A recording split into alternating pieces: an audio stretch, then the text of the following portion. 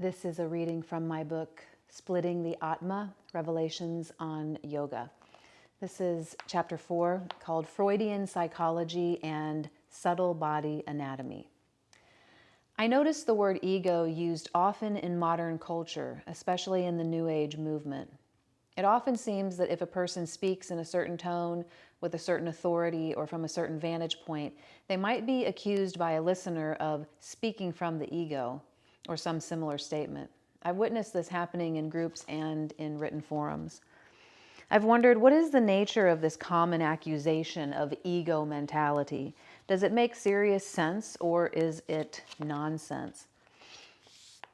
In college psychology courses, students are introduced early to the infamous Austrian psychiatrist Sigmund Freud, who divided the human psyche into 3 parts.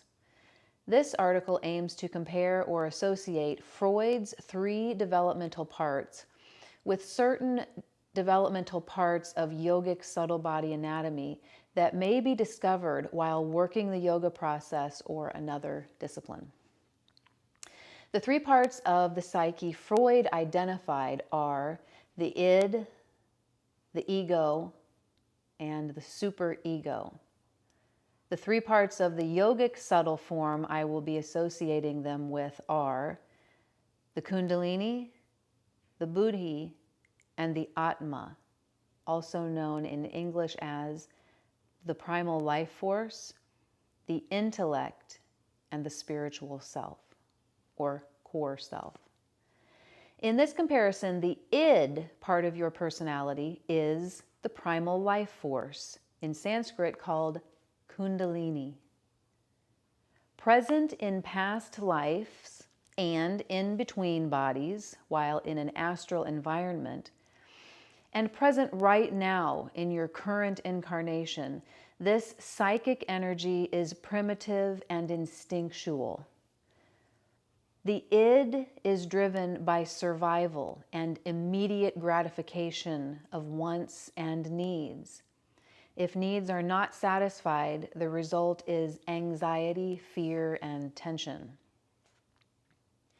So easily we can associate Freud's id portion of his system to the yogic concept of primal Kundalini energy found in the base of the spine, which is the operator engine of the body-mind complex in the yoga system.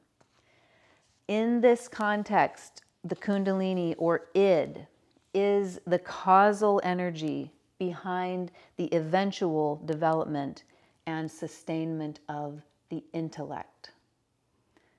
The ego is then the intellect, in Sanskrit called the Buddhi organ.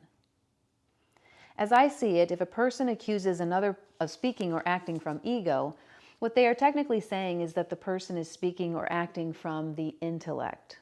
Is it really a proper insult to accuse someone of using their intellect? According to Freud, ego is a development of the intellect, or ego is a development of the id. It rises up from it, develops from it as we pass through progressive stages. As a child matures out of infancy, it begins to understand, through this natural development, that not all of its desires are going to be met, much less in the timely fashion the id demands.